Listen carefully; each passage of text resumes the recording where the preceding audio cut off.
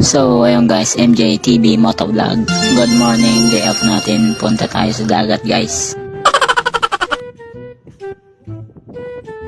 Sinubukan natin guys na pupunta ulit kung may mahuhuli na tayo. Sana meron na naman kasi parating konti-konti na yung nakukuhang isda kasi eto nga yung pag-ulan.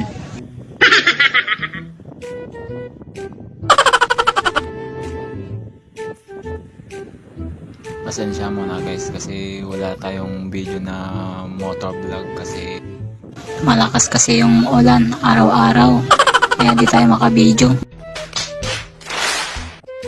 Ganito yung suot natin guys kasi masisira yung sabon natin kasi Kojic alam mo naman malakas siya kaya ganito yung mga formado ko.